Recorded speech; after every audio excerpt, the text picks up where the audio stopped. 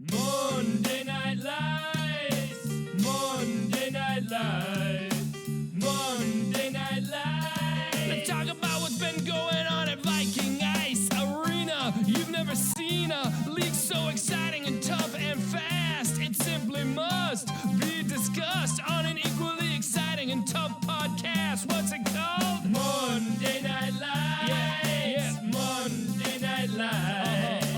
Monday Night Lights.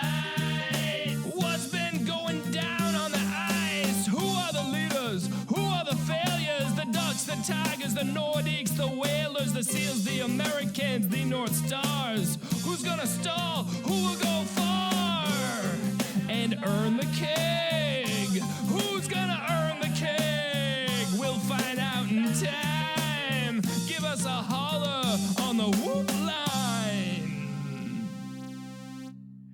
Oh, the Monday Night Lights podcast is back and we are in the well. I promised Troy we'd do this and we did. Like I said, or I didn't actually say, we actually have Andrew Hedis and Troy Otto here. How you guys doing today?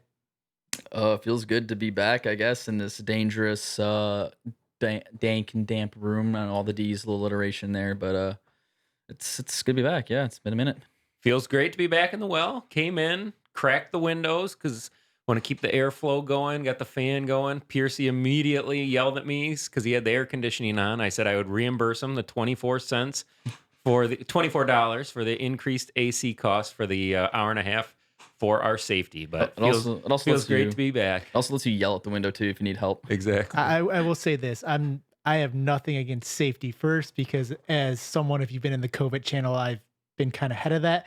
But for as much as you've talked crap about, I want to live my life, I want to do this, I don't give a crap. Yes. I was surprised you came in with a mask, you opened the windows, kind of that fear. But I appreciate it, and I'm not talking down on that. I'm courteous of others. My own personal beliefs are one thing, but I'm just trying to be considerate of others, and I want everybody to be safe.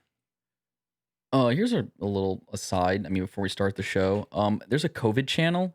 So I feel like there's like a bunch of secret Monday Night Light channels, and the only way you get in is if like you're the owner and you get like a special invite. So there's like that channel. There's like the NHL Chell channel. There's a bunch of the politics channel. Everyone always talks about it, and I'm glad I'm not invited to it because I would just never listen in. But like it's kind of funny to see all these idiosyncrasies and all these channels that no one knows about. You have to be like a cool kid to get in. The Shell or Chell channel I am not in. I'm sure there's some others that I'm unaware of. I am in the COVID channel. I can't remember the origins of who started the COVID channel. But the COVID channel has been, no channel's perfect, but compared to the political channel, the COVID channel has been pretty good. I mean, there's some flare-ups in there, but for the most part, I think it's a good, sharing of information. Yeah, I think Everyone behaves for the most part. I wasn't around at the very start. It was probably at least a couple weeks in, and someone, probably Ty, tagged me, "Hey, Piercy," and Yep. then it helped ruin my life for a couple weeks. So, Yep. it's like you said, it's a lot more chilled now that we've kind of gotten used to the whole situation of what's going on in life. But when things were early or mid-March, I guess, there were some tempers flaring. People were worried. It was, just like the real world. It wasn't the fun time. So just a few reminders as always. You can give us a call on the Whoop line, 714-75-WHOOP. Email the show, podcast at mnlhl.com. Follow and subscribe on Twitch. Right now, we only have 3 subscribers. So a lot of you guys, we were around 11, 12 people for a while. You got those Twitch Primes, just go to the site, click it. If you got that Amazon Prime, love to have it. Follow the YouTube page at YouTube at mnlhl.com as well. So let's go right to the news, the main event of the night, why we are here. The finals started last night. Game 1 of the Keg. Unfortunately, not at Hazel Park, not at the Olympic Ice. We were able to get ice at the Troy Ice Arena. The North Stars won Game 1, 5-2 against the Seals. Troy, Victor, over here, let's have you start out with what you thought of the game. Yeah, well, first of all, it was all like Captain Jack Serda is kind of the reason that the Keg got played. He was one day in the executive office. He's like, "Oh, by the way, I'm skating at Troy tonight." I was like, "What are you talking about?" And he's like, "Yep, Troy's open." So I instantaneously, called Troy Sports Center. They're like, "Yep, we're open." And then I bought 6 sheets of ice because that's, basically bought all the ice that we could get, and just happy to get it in, just because of all the unknowns. Finishing the season has kind of just been hanging over our heads. I just want to get it over. As much as I want to play it and compete for the keg, I also just want to close the book on the season so we can move on to the new season. So very, very happy and fortunate to get it in.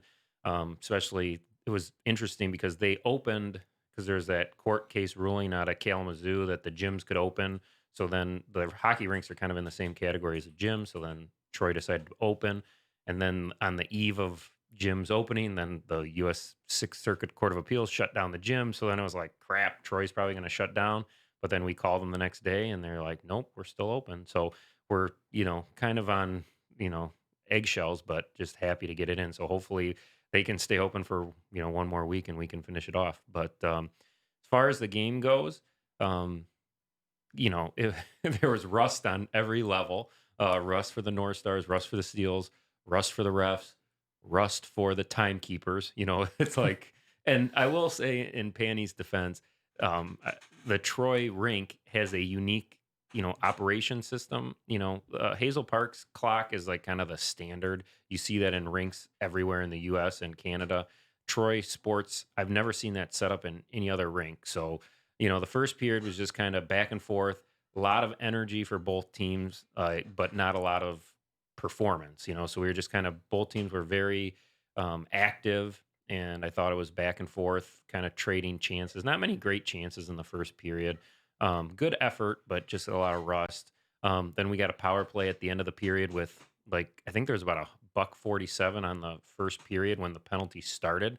And then after about 4 minutes of power play time, the first period had still not ended because Panny couldn't figure out the clock situation. And I was telling Trent and Tim, I'm like, just end the period. And even though it was like, we had the advantage of having this extended power play, I'm like, I know that this has been going on for more than 1:47. So just end the period. Then they went and had a discussion at the box, and then they came out and they put like a minute on the clock and said, we got a minute left in the power play, after we had already had like 4 minutes. So very happy that we didn't score on that to kind of add any controversy.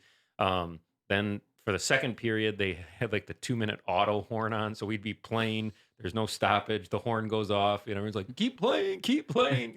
So there was one time, there was like a clear chance out front in the second period. Like the first time the horn went off and everyone stopped. And then I don't know who, I think it was Simonelli picked up the puck and he's like, oh, okay. And try to go in on the net. it was just, it was all ugly and beautiful at the same time. So then as far as the game goes, in the second period, we finally got some momentum. It's like, Joe, I can't remember how the play started, but Pete fired one out in front of the net. I thought it was for me. I kind of tipped it, fanned on it, and then it went right on Joe Ellis's tape, and he buried it. So 1-0, and then like a lot of momentum. We did a quick change, and then Suits and Gio scored on the next shift. I think Gio came in, and the puck ended up on Suits' stick, and he finished. I can't remember exactly, but then 2-0. They did a quick change. Then we actually had a bad shift. And then Whoop takes a shot into Pete's shin guards. Boom, breakaway, 3-0. And it's like, we're just like on top. Like momentum was just rolling. Everything felt awesome. But there was just tons of time left. And kind of had this feeling, we're on the bench, like, keep it going. Don't let up. And there was so much time left. You kind of had this feeling like, if we could get the next one to make it 4-0, okay, game over. But if they get the next one, it's 3-1 dogfight. And that's exactly what happened. Ty, we kind of went into a shell, even though we tried not to. And then Ty had kind of a lazy clearing pass up the middle. Lapudre picked off 3-1. And then you're just like in oh shit mode, and then I think we were on our heels for most of the third period. Pfister scores, makes it 3-2. And I think there was tons of time left. Like it's about 6 minutes and 30 6 seconds. minutes. So it's just kind of, and then we were kind of pinned in, and, and then I somewhere in that sequence, I think when it was 3-2, I had the puck came out, I had this empty netter, and it was a little bit in my skates, and I just couldn't gather it. I fan on it, fall on my face. It's like, oh, and I just have this feeling of doom. Like, it's like, fuck, we're going to blow this lead and blah, blah, blah. Luckily for the North Stars, we finally, I think I blocked a shot from McShannock, and then I was able to put in the empty netter, and then there's a big sigh of relief. And then the fifth one was obviously just kind of a joke at the face-off, and it trickled in with a second left. So, it was a hard. I'm not saying it was this beautifully played game, but the effort level for both teams was very high.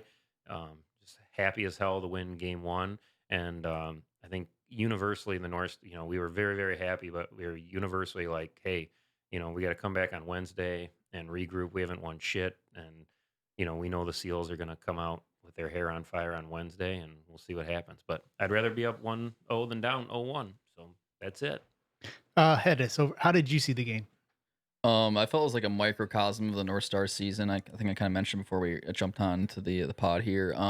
The first period, like neither team did anything. The only person on the ice that was even playing, I felt, was Fister. It was kind of just like the Fister show. So he was on the ice and he would just skate 100 miles an hour and like put pressure in like a almost like a 1-0, like 2-3. Like there was no one in the middle of the ice. It'd just be him in the forward zone, forechecking by himself. And then like towards the very end of the period, Suits had that chance that Troy mentioned where he's able to draw that penalty, and then kind of like the whole like I don't want to say controversy. It wasn't a controversy. It was just like the clock being just janky. Anyways, so by the time that all kind of tied up, I think the second period kind of rolled into both teams kind of realized, you know what? Oh, like we're already a period down 0-0. Like we've just had just a lot of puck exchanges, not a lot really happening or anyone doing anything besides Fister kind of like skating, putting pressure on people and taking some shots from like distance. Let's actually play hockey. And then that's kind of what happened. The North Stars got that first goal. And I think as like a fan sitting on the side, you kind of felt whatever team got that first goal was probably going to win that game.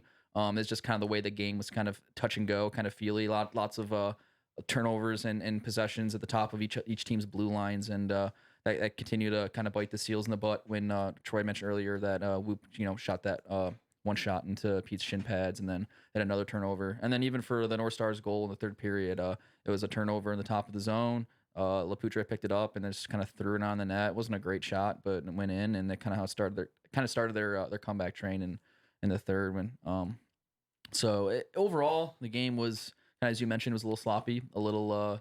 You could tell it was, people hadn't played a lot of hockey in a while. I mean, at least you guys got to skate once before you skated. I can't imagine how it would have been if you guys didn't see the ice at all. From what I've seen, though, unless some of the players on the Seals kind of pick it up, and I don't know if we'll probably cover a little bit later, but unless some of the Seals kind of like either adjust their strategy or pick up their some of their paces, like their key guys, like Shawnee and Rattler. I don't. And Dylan especially too makes a couple big saves when he needs to. I don't see the Seals pulling out I think this might be a sweep at this point, but we'll get into that a little bit later. Yeah, it was weird watching the game. I thought the North Stars first two periods, they probably won those. The first period, obviously there wasn't a lot of action, a lot of shots, but I did think they played better there. They scored those goals in the second period to get the lead.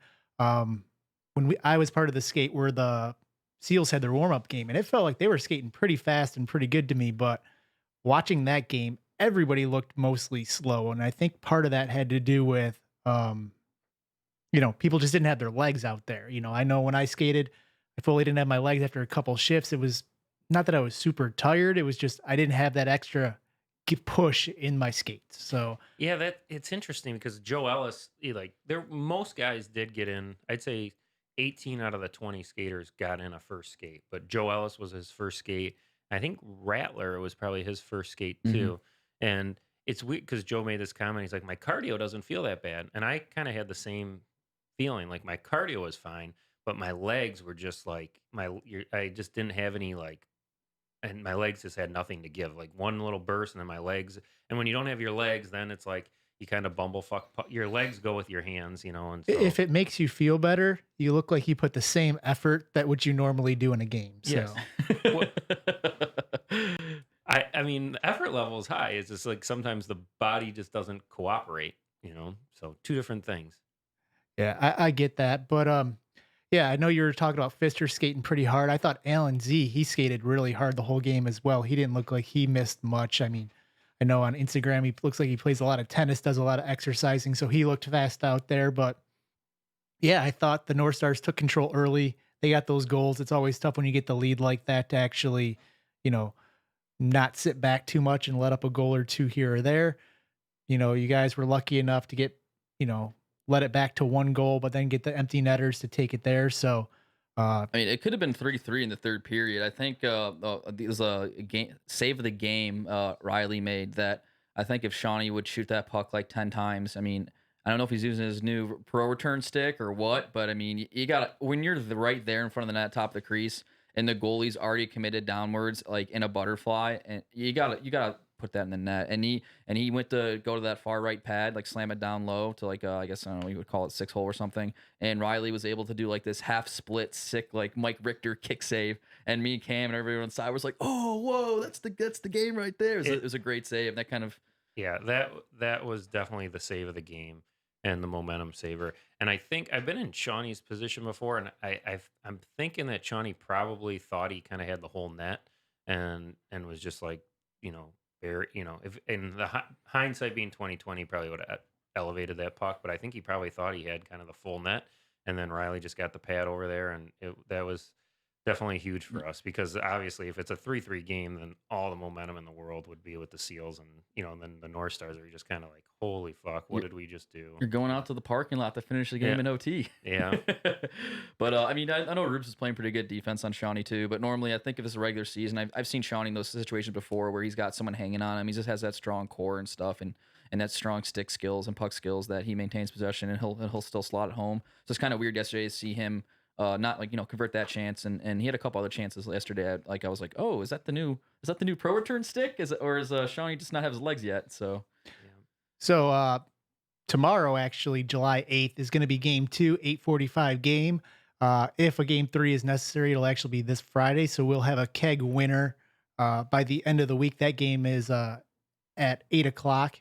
And then we're actually going to have an evaluation skate the following Monday on the 13th at 8 o'clock. If there is a sweep, big if there, then the 10th would also be an evaluation skate to try to get any possible new skaters or to possibly get some people who haven't skated yet a skate in to try to get their legs under them and just get out there. Yeah. I would like to talk briefly about game 2. It was awesome to have some fans out there. But I do feel like we're kind of just even lucky. We're definitely pushing the envelope to even be able, like, I know they've been having some adult drop-in skates there. I have this wild suspicion that we were probably the first people to venture to actually like bring refs in, even though they're our friends. But I'm guessing I know they're not having any coordinated Troy sports leagues, so we're kind of pushing the envelope. So, and I would stress that the spectators, play by the rules, wear a mask, don't have 20 people in the scorer's box like we did last. I felt like at any minute that guy was just going to be like, shut us down, so let's just be respectful, wear your mask, hang out along the glass, try to have some distance and try to limit if you do show up. We want to have people there, but we also don't, worst case scenario is we get kicked out. So definitely don't want that to happen. Yeah, he seemed like he was pissed about the beer. I don't know if it was just because it was behind the score area or the beer in general. So it was in general. But, I mean, he told me, I think Mac, a couple other people. So I mean, it's like, as long as you can't see it, sort of thing. So it was like, I'll let it slide. I'll let it slide. But Bob's on the camera. He'll so you just got you can't just have like a walk around the case. And I was like, yeah, that makes sense. So put it in the locker room, like you asked. Yeah. So maybe next time for the spectators, definitely pregame. Maybe even bring like a koozie or something to cover it up on the appearances that it could be something. And then I think they've been very cool in the parking lot. Like before, we can hang out as long as we want out in the parking lot. But let's just try to get through a couple more games and then yeah, we're lucky to be getting ice. We don't want to mess it up either for these finals or for evaluation skates. So I agree. It's nice to have beer. We don't have to have beer at those. We want to be, respectful to the rink. They're always cool about it, during the season about drinking. And, like I said, we just don't want to mess it up. That guy was pretty pissed for that short time being. He seemed to calm down after people kind of moved away from the scores booth, but let's not take any chances. Try to wear a mask as well. When you're in the rink, it's actually not that bad because it's kind of cool compared to other places. So just do your best. Try to not make them mad so we don't lose our privilege right now. Yes. My saying all along is like weird hockey is better than no hockey. It's like guys don't like you can't shower afterwards. So a lot of complaining, but it's like, would you rather not play? Like for me, it's like I feel like a kid in a candy store just being out there again. So I don't care how goofy it is or how many rules or restrictions. It's like I'd rather play than not play. So you're not going to hear me complaining. I totally agree. And, when you're looking at it today, Whitmore was on CNN and she was saying, if I need to, I will pull back what we've actually let loose. So we don't want that to happen because if they do that, the chances of the rink staying open is probably going to lessen. You know, right now Hazel Park isn't open, so we don't want to take those chances. We want to get hockey open and fully going. So, you know, the smarter we are about it, even if we don't necessarily like it, the chances are greater that we'll actually have hockey again. So, let's move on to some news, though. Unfortunately, I'm sure most of us know already. Well, good, bad news, I guess, is Joey Brennan decided to take a job in Arizona and has to leave MNL and, you know, step down from his co-GM-ship of the Maroons. Stop trying to smirk as you say that. You're like, yes, big news. That's not true. No, it's not. It's not. Obviously, it's sad news. Yeah, and I mean, I know that you're not actually like happy he's leaving, but you gonna reveal the spiciness that Well, that's the next item on the list. Excuse me. Sorry. Yeah, obviously, you know, I'm buddy with Joey. It sucks that he's leaving, but you know, I think he's wanted to move to kind of a warm weather place in the past. You know, he's flirted with this earlier in the year, I think it was. So hopefully he'll enjoy it and it'll be a good time for him. I think, you know, you guys started doing this podcast. Have you hit the 1 year anniversary? Do you know your first episode? It's pretty It's had to be. close. It's pretty close. Yeah. So I remember going on the air at some point around this time last year, and Joey was gone, and then we like did some negotiating to get him back. If you remember, like I remember we us had talking those about that, discussions on air, and it was the same gig in Arizona. So you know, it's bittersweet. You know, it's you're happy for Joe because obviously that's an opportunity for him, and you want him to be happy. But you know, he's been around a long time. He was an original Steeler, original MNLer, so it's sad to see him go. But the other piece of that is that Piercy finally got his opportunity, and I don't know if I can get that in there. He's already got that Maroons hat, so he slid right in there. Him and Dougie Fresh taking on the world. So we're happy for the trusted voice. He gets his opportunity to be a GM, and he's earned it, and happy for him. Yeah, Doug was nice enough to pick me as, you know, his new co-GM, so I'm happy about that. Like I said, it's not necessarily the way I would like to become a GM, just because I'd rather have Joey around than be a GM if it came to, you know, one or the other. But it's exciting. You know, we've started to meet on stuff, rank some players, go from there. But more sad to see Joey go than I am to see myself as a GM. So yeah, Piercy and I mean, I think they're 0.7 miles away, so they meet halfway. They both ride their bikes, you know, and exchange coded messages in a bottle. Exactly. Oh, I think Panny actually is a seventh rounder after the reconstructed biomechanical knee. He's got more power. Like, put it in the Ivory chat. Gives him the bottle, opens it up, and decodes it. Yep. Team toss. I'm not going through any of those, you know, rankings. That's all set in stone before I was there. There's no reason to talk about any of that. Actually, probably another reason I was able to slide in is because I kind of fit in that Joey keeper area pretty well as well, so they didn't have to kind of mess with any of that stuff. So I think all of that did work out as well. Yeah, it's very seamless. You know, there's a handful of babies in the ivory tower that are just so fearful of Piercy that he's going to come in and run amok and blah, blah, blah. But Piercy's been nothing but a gentleman so far, and, you know, welcome addition to the club. I appreciate that. So let's get to some player updates. So we do have a new goalie locked in. Name's Mark. I didn't actually get to see him skate. It sounds like he's Antioch's buddy. I believe you saw him, Troy. Yeah, so he is. He's Paul's buddy, Pangreasy. He's committed to the league. Just the way everything works, you know, he's very solid. A perfect fit for the league, in my opinion, because he's good, but he's not like so good that, you know, you feel like you can't score on the guy.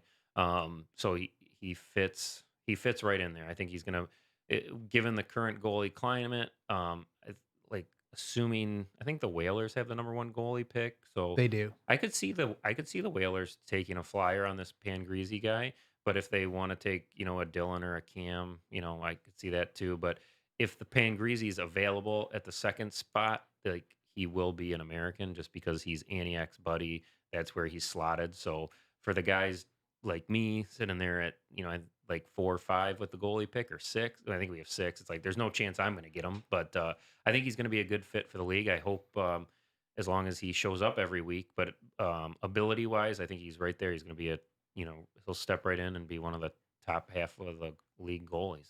And that's one of the hard part right now that I'm kind of finding out is we're going to see these goalies once, Yep. probably max. So, you don't know if they played really good that day, they played bad that day. It's hard to really know. I like you said, Antioch, he knows him, so chances of him going over Dylan are probably slim. So it makes it a little nicer that he picked him because he knows that background. But with one of the other new goalies coming in, you pick him because he had a hot night, and then he turns out to be a lot less. That kind of hurts, and it's a risk I guess you have to take coming in. I'm pretty sure if any team needs to hire some consulting services, CC and H brothers can come in and help you guys consult on your goaltenders and rank them for you. Koner, Clauser, and Hedis affiliated. Yeah, we have low rates. We'll charge. We'll make it easy. We'll put it in like colors and stuff and stars, and it'll make it all jazzy. Put it like a PowerPoint for you. Yeah. I will say that, being a former Bender goalie myself, it's like there probably is some advantage to having a goaltender because I can watch a guy. You can tell how a goalie moves. It's like whether he stops the puck or not, that can change on a given night. It's on some luck and bounces, but you can tell how a goalie moves, and you can just tell from Antioch's guy, he's solid. The other guy that I don't think he's officially committed yet, but he came out. It was Brandon. Is that Costanza? Yeah. He's more. That one's more interesting because if assuming he does commit, I thought he was a notch below Pangreasy, which is the Antioch's buddy, and he was okay. He's solid. He fits right in. But do you take a guy that you've seen one time over, like a Riley and a Ryan Z, who what you're going to get? They've been in the league. They're reliable. That will definitely be a gamble. So that'll be interesting to see where he gets slotted.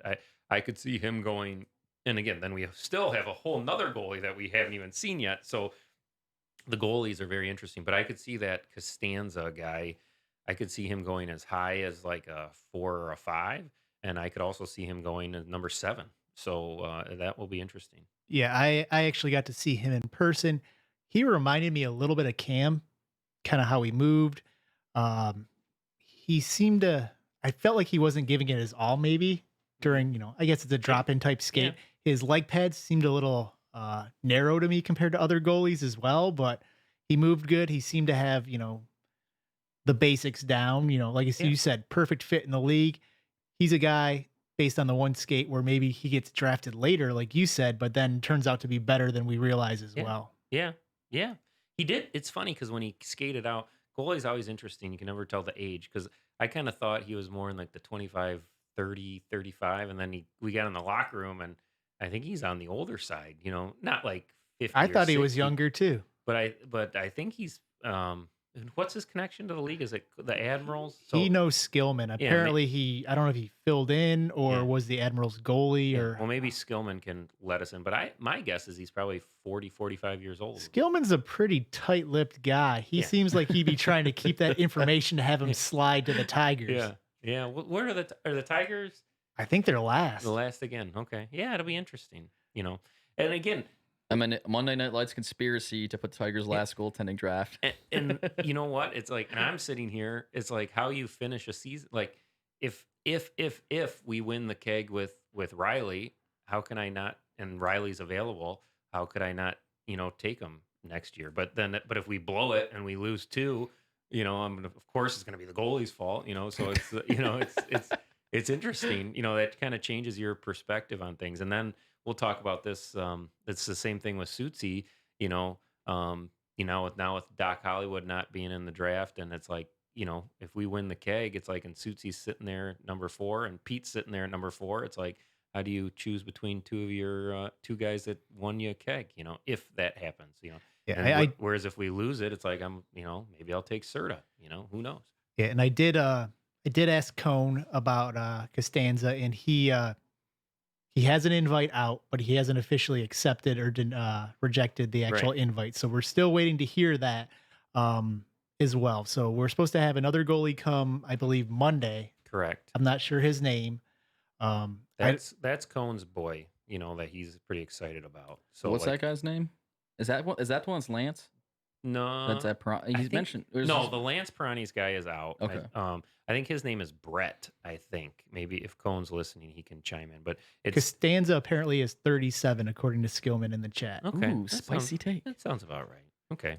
Yeah, so this Brett, if his name is whatever his name is, it is definitely, and I have it in Slack already, but it's this is Cone's buddy, and Cone's pretty high on him, just like kind of skill wise. I think he thinks he's a good fit, but just kind of attitude. He thinks he's a nice kid and he wants to get him in. I think he's younger. The big question is if Costanza doesn't accept the invite into the league, then we're going to be short a goalie. Yep. And how do we handle the draft at that point? Because I know there was talk if we can't get enough goalies, Cone possibly playing goalie, but does that have to be decided by next Tuesday, or there's talk about actually pushing the goalie draft back as well? Yeah, I mean, well, there's a lot of balls in the air still. If everyone wants to do the draft. The draft is fun, anticipation. Everyone wants to do it, but we have to guard against the enthusiasm to have the draft and doing it too early and fucking up. So if the draft, we did a tentative date for Tuesday. If we need to push it back to get another evaluation skate till Wednesday or Thursday, or heaven forbid, one more week, we'll have to do that, because rather than guessing at things. So I think we're in good position. I think we'll be able to shake everything out and finalize everything. But if we have to push the draft, we push the draft. And Cone's kind of the goalie. It's interesting because after all these years, Cone said, I should be in charge of the goalies, as he's not going to be a goalie anymore. But Cone is definitely 100% in control of that. So I would be pressing this gentleman, the Costanza, for kind of like a yay or nay. We kind of need to know here in the next day or so. And the fact that, and again, I know it was a drop-in skate, so it's not, he didn't get to witness the full-blown MNL, but it's a red flag. It's like, maybe I'll get back. It's like, no, fuck you, dude. It's like, this is an awesome league, so you should be excited to join. I mean, I know Coner has a bunch of names too. I mean, I gave him a guy. I don't know if that's the same guy. I mean, Dave P. and Dylan knows the dude. I'd mentioned before on the MNL Labatt Blue Party deck. So I mean, I think he has a couple more names in the Rivalry Arsenal, but I think he's trying to he's trying to do it in like the order he kind of like built out or received it in. So I mean, maybe if this guy says no, or his buddy says no or something, he probably has a couple more names he can throw in. And I also don't have a problem, like if Cone says I'm skating 100%, okay, then we can firm up the skater list, have the skater draft. And then if we need to push a separate goalie draft, 2 or 3 weeks later, that's fine. But if it's like this guy doesn't say yes, and then Cone might be back to be a goalie for the Nordiques, then it's like we can't be wishy-washy, Yeah, So, I think that's the main thing. I agree with you. Sometimes it can be tough to find goalies, but I'm sure we can find one. But I think the hard part would be, Cone was supposed to be a 6-rounder, and now he's going into the draft or Right. going into the goalie draft. What do you Right. do with that slot that's Yeah. missing? That's, we have to make that cutoff of he's a skater no matter what at this point going into the draft. And I think if we do that, we'll be good there. Other news you kind of already said though was so Hollywood is now out for the years, not able to make it. Replacement for him is still to be determined for that as well. yeah, I think we have, so this Hawk is in the league. He came to 2 evaluation skates. I think everybody feels comfortable with that.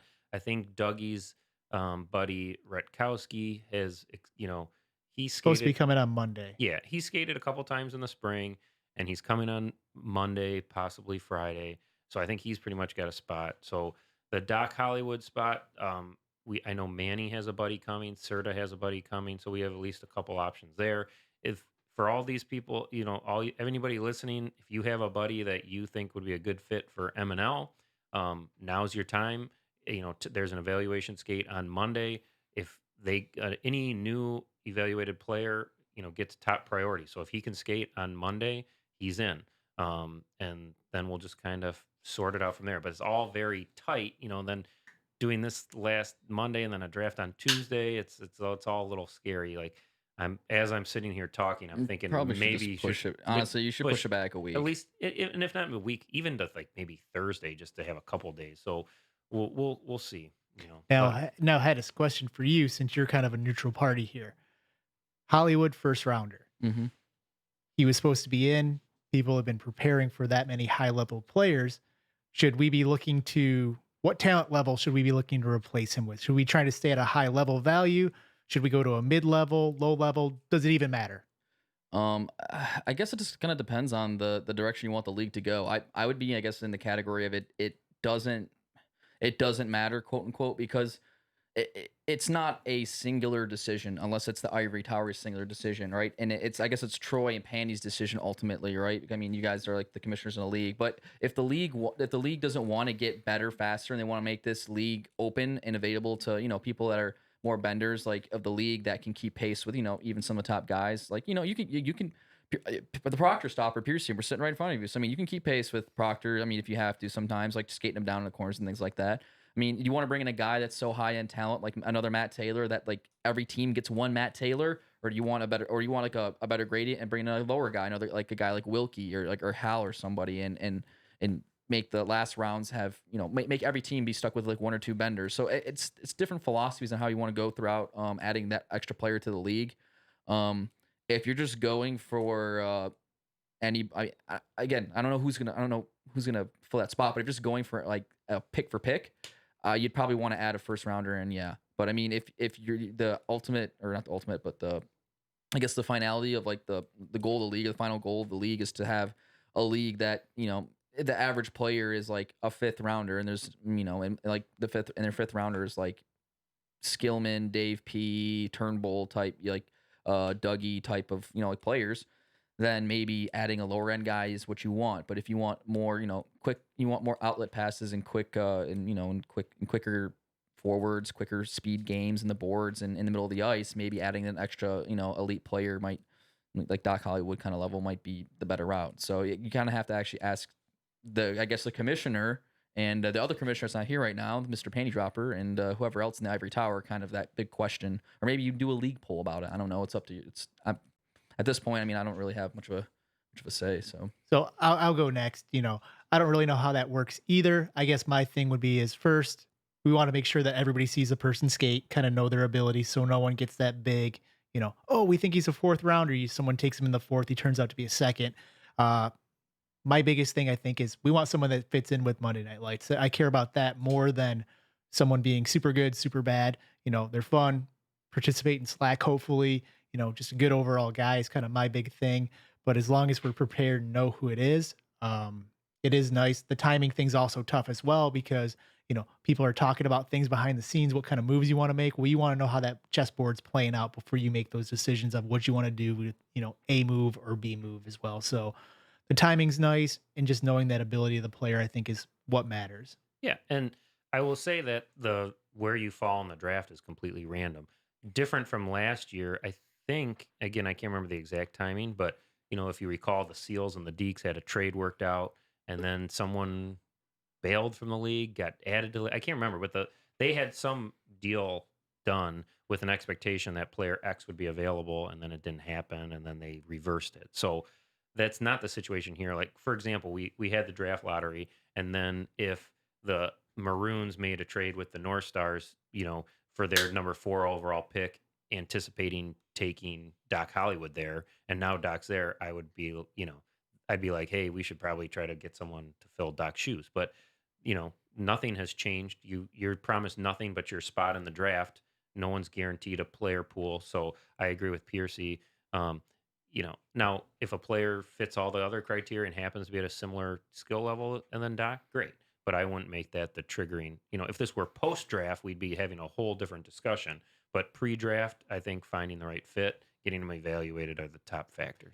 And obviously, if we find someone who's, clear cut above Proctor, who's like a 22-year-old speedster that can do everything, we might want to stay clear of that. But as long as they fit in that range, probably a talent we have now, it's probably okay. Now I'm racking my brain. I think there's who bailed last. Like, how did there was that trade? Oh, it was, yeah. What happened? Was it Chode? It wasn't Choden. It was no, it was somebody else. Anyways, but I was gonna say, I think there's an unsung rule though in Monday Night Lights that you don't bring anyone like under 25. I think that's kind of like the unsung rule, but yeah, we need to get a average age of the league and not bring anybody in that's like more than 3 or 4 years younger than that average age to keep the age going up. And piggybacking on that, most people have paid their money for the draft. The whole point of that is that we want people to we want to know that people have some skin in the game, so they can't just willy-nilly bail. So Most people have paid. If you haven't paid, please do so, or email Penny and be like, "Look, I'm 100% in. I just need another week to get a paycheck or something," but not paying and not communicating, that's no good, so please just let us know, because what we don't want to do is draft somebody and then find out, oh dude, I'm out, or blah blah blah. So please, if you're one of the few people that haven't paid, please communicate with Penny, so we know where you stand and that you're going to be drafted. And if you're on the fence, you know, I'm, you know, I'm not trying to pressure anybody, but we kind of need to know, because we're firming up the numbers. It's not kind of need to know, like we need to know. So it's definitely decision time, and so that we can finalize this list and move forward. And that first down payment is supposed to be $200, just as a reminder.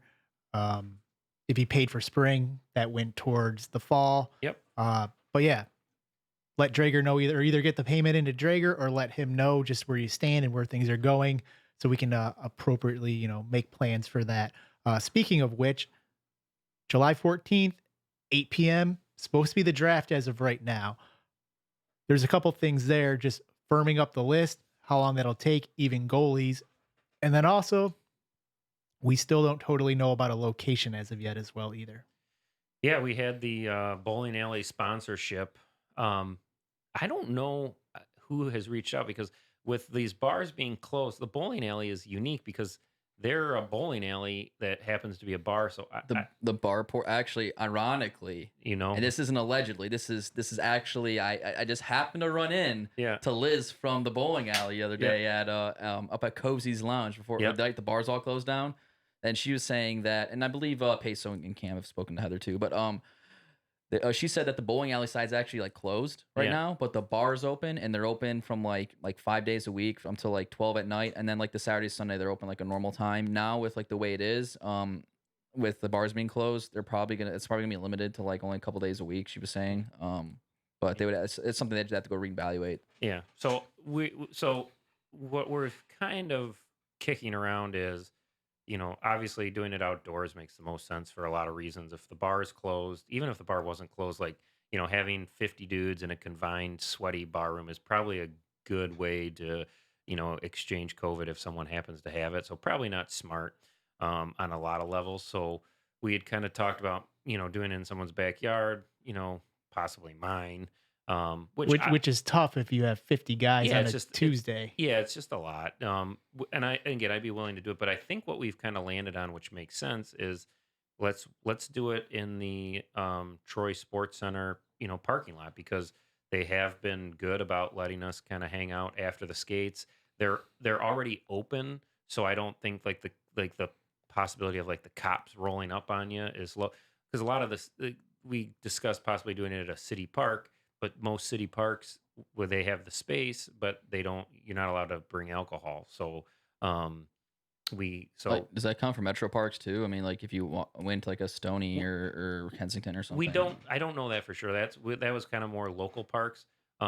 We could definitely look into it, but yeah, it's looking like we're probably just going to do it, in the, the back parking lot or side parking lot of Troy Sports Center, but that hasn't been confirmed, but we'll let everybody know. When that was discussed, are we going to actually reach out to Troy about that? Because I was planning I think that would be risky as far as our relationship with them if we did something like that without their permission. I was planning on talking to them, tomorrow about that. Or an option, I mean, because Whoop's fantastic. I mean, you probably know this because you've lived with Whoop forever. But Whoop's fantastic at making connections, and he may have made a great connection with Frank the other night, the owner of Joe Cool's and a couple other bars in the area. And Joe Cool's just happens to have an outdoor patio on the one side. So It's pretty small. Is it just that front patio? They have like a side portion patio, and then they have a little front one to the right of the door. But what I was thinking is you could have, all your GMs and like the teams, like not the teams, but the GMs of each team, and like the board outside in the patio. And then if people want to, like you said, sit in the side of the bar and drink, or if they want to be out in the parking lot of Troy after a skate or something, they could do that. And you could still see it, like you could still see the board. That's definitely. I mean, we're gonna be there tomorrow night, so and I think some of the boys went there. You went there afterwards, so we should definitely, we should be pursuing multiple options, and that is one that we should pursue. So if they have a big enough area where you could get half in, half out, and that. Yeah, the other thing we need to consider is I think even with restaurants, it's 50% capacity. So it's hard to say like the bowling alley, even if they are open, it's not to say that we're going to be the only ones there. So we Yeah. could show up and they could be like, oh, sorry, 10 of you guys can get in here right now. Yeah. Yeah. I'm thinking, outdoor patio is the way to go, whether that's Troy Sports Center parking lot, whether that's Joe Cool's.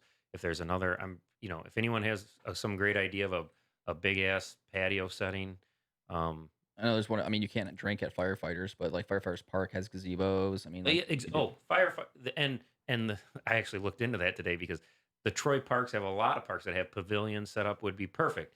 But you're not allowed alcohol.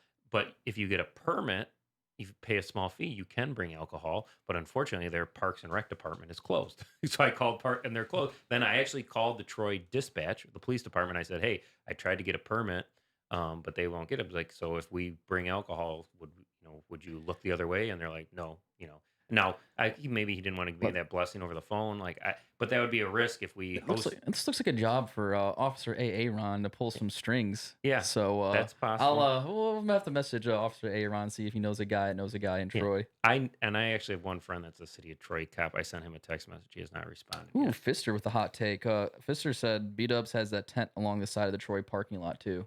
So between the dentist, there's a dentist office in the back next to Joe Cool's, Yeah. and there's B-Dubs next door. Yeah. They have that tent out there too, so that could be an option as well. We should definitely explore those tomorrow as well. Yeah, those will be interesting. I think the big thing with any of those is we'd probably have to talk to them ahead of time and try to like reserve it for our own. So For sure. it could be a thing where they're that desperate saying, hey, we're probably going to have 40 to 50, 60 guys there.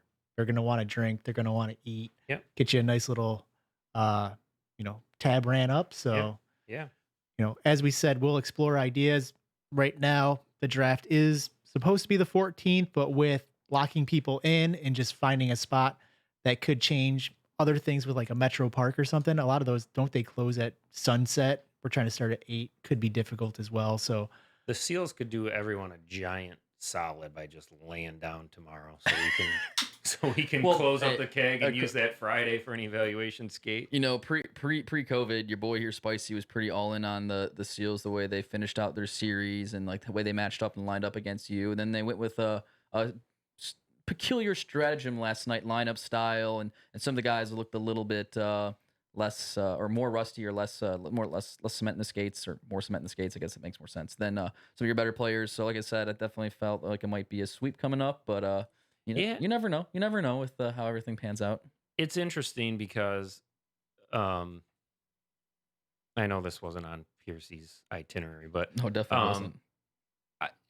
I knew just from the delay and from the evaluation skate, and Todd got all drunk and he told me, so I knew that they were going to split up Shawnee and Pfister, so that wasn't a surprise, and it wasn't going to change. Of course, I want to know just out of curiosity, but we've had our same lineup. We weren't going to change our lineup, so whether they kept Pfister and Shawnee together wasn't going to change anything that we did. But when they had that pregame skate, it's like they had Pfister and Shawnee separated, and Allen Z with Shawnee, and they looked unstoppable. Like Pfister in that one game, it's like they were buzzing. So, and we're a balanced team, so I think they wanted to have by splitting them up. They had two balanced lines. So last night it didn't really work out, for them, and we got the W. But it's tricky trying to make that adjustment in the Stanley Keg when you've put them together like basically the entire season. So I understand why they did it, but and I'm not even saying it was the wrong decision, but they lost, so it's like it's a game of second guessing. If you lose and you're the coach, like you get second guessed on for all your decisions, even if they're not wrong. They didn't have a coach behind the backstop. Exhibit A when they pulled the goalie last night, and they iced 4 players, and then 5. And then finally 6 after 35 seconds. Whoop was kind of heading into a mess. Yeah. There was the incidents with the penalty and the clock, and him trying to truck over and yell at Drager, and Drager getting all Traeger was PO'd feisty, so feisty yesterday. Panty just was like, woo. Yeah, but point being, it'll be very interesting, to see if they come out with Shawnee and Pfister on the same line tomorrow night, or if they they stick with their new strategy. It'll be interesting to see You what they choose to do. you got to put confidence in Rattler, and then I mean, hey, look, like Tigers. I mean, I'll be honest with you. Like I practically helped build out that. Well, I don't say help build out, but I built out the lineup that faced you guys, beat you guys in the game, and took you guys to OT. So Yep. it's good. It works. That the way what I preached to Skillman, everybody else, and Ryan Allen, and I told Todd it works. So I mean, and you just don't, if you don't want to play that type of hockey, which is kind of I got the vibes from before from some people in the Seals, like then then don't do it. But by the same token, it's literally the Stanley Keg. Like this may be the last game of the season, or maybe the second last game of the season. To me, like if it's a regular season or something, or playoffs, fine. You want to do you, that's fine. But like it's like the most important game. Like a player can, if you give someone an assignment or tell somebody to do something, most people will be understanding enough to say, you know what, it's a championship. I'll take one for the team. I'll be this left winger here on this line, or I'll play defense here, or I'll play forward here. Whatever they do, it's like if they start with them together, that's one thing. If they don't, and then we get up, it's going to be, I guarantee you, it's a short leash, and they'll be ready to adjust. It's it's all hands on deck. So they're going to come out on fire, and they're going to come out with the lineup that they think works. But at the same token, if they get behind, I think they'll switch very quickly. So, and like I said, it's not going to change. Our lineup's not going to change. We're going to roll out there. We have two lines. We're confident in both the lines, and we'll just see what happens. Yeah, and just a reminder, game should be broadcast on Twitch again, twitch.tv/MNLHL. When I wanted to rewatch all the glory, there was only like a 9-minute clip that was uploaded. Did the full game ever get uploaded to that? I think the stream might have been going in and out a little bit because of hotspot connection. Sounds like this game coming up, we're going to try to use the Bins phone. I think he uses a different cellular company, so maybe it's a little bit better. Hope Drager might have recorded the whole thing on his computer. I'm not 100% sure if he did or not. Chad said the full game is probably recorded but not uploaded yet. That might be a YouTube upload. I'm not 100% sure, but hopefully we'll get the game recorded and fully, It was great to see Chad out there, by the way. Came in from Ann Arbor, and again, like, speaking, we're looking for these new guys to fill in. That's literally Doc Holliday's replacement right there. Chad, I know you're listening. You just got to play. You just got to play. I know. I don't want to put, we all want Chad. I don't want to put undue pressure on him. I can't, I don't know if he likes to be asked or doesn't like to be asked or blah, blah, blah. But I will say one time, it's like, it would be awesome if the league is better when Chad's in there. Everything that Chad brings is like, it's part of the charm. So everyone wants Chad. Everyone loves Chad. Whether you trade him or don't trade him or blah, blah, blah, blah, the blah. humbleness, the point getting, the hot takes, the great the spicy facts you don't expect, everything about it. Yes. MNL is better with Chad. And if he needs to pull the, Maki, I think Maki used to bunk up with Sukas. They were, they were Monday night bosom buddies, so if I don't envy that commute from Ann Arbor. So if Chad needs, the Auto Dome, we have a basement. I'm offering up the Auto basement for Chad. If he needs to crash on Monday night so he doesn't have to deal with the ride, he'll have his own bedroom, own bathroom down in the basement. Make it happen, Chad. What needs to happen is his work needs to understand the importance of Monday Night Lights. And they need to give him that extra, 3-hour early morning on a Tuesday so he can start at like a 10 a.m. start time. That'd be Gucci. He'd be good to go at that point. So just stress that importance to your job. See if that works out. Chad's a software developer, I believe. They usually start at 10 or 11 anyway, so I don't think that matters. Yeah. I mean, again, driving from Ann Arbor stinks. I get that. I would hate that myself, so I can fully understand that side of things. But we hope to see him. We'll see. But yeah, so game 2 of the finals is coming up tomorrow on Wednesday. If necessary, game 3 will be Friday. Draft possibly the 14th. We'll keep everybody updated on Slack. Not 100% sure when the podcast will be back. I'm sure sometime, hope not too long after the finals are complete / the draft, I would think. And then we'll kind of move from there. Sounds good. I did have one topic I wanted to ask you that I forgot to slide in. So, you'll be a little biased on this topic, but it doesn't really matter. It's fine. Who do you think at the end of the finals is going to be the finals MVP? Finals MVP. I'm going to give it to Riley because I'm going to say it's a sweep. I'm going to say he lets up 1 goal tomorrow. holds him in the game. I'm going to say he gets peppered a little bit, and I'm going to give him the MVP. It's a hot take. You know, it's the curse of wearing the Hedges jersey. I'm gonna actually give it probably my guess would be to Pete. Since Pete's joined the North Stars, they've been revitalized, and even in every single series, he's kind of had that old man like "I'll show you" from like The Simpsons, just like cursing at the sky. He's had that old man energy. And he's even scoring not more now than he used to the past couple of years. So it's just like very strange. I guess like those Greeks like wine, they get better with age. So he's got 1 goal so far this series, and he shuts down lines when he has to and plays even hockey. So for me, I feel like he's gonna have a big game tomorrow, and it's probably going to be the MVP of the series. Yeah, I mean, the North Stars have been a balanced team, since the trade. We get scoring from a lot of places. So, but Pete has definitely, summoned the old man courage. So I have no problem. If he won the Conn Smythe Award, that would be great. Riley would be great, but we don't even want to talk about these things. We got another game. We got another game to win. Hey, look, we got to put that out there because the podcast isn't going to happen between, Wednesday, right? So, or maybe not. Yeah, considering today's Tuesday, that's pretty fair to say. And the Piercy curse, like the North Stars, Piercy picked against the North Stars the entire season. I don't think we lost a game the second half of the season with Piercy picking against us.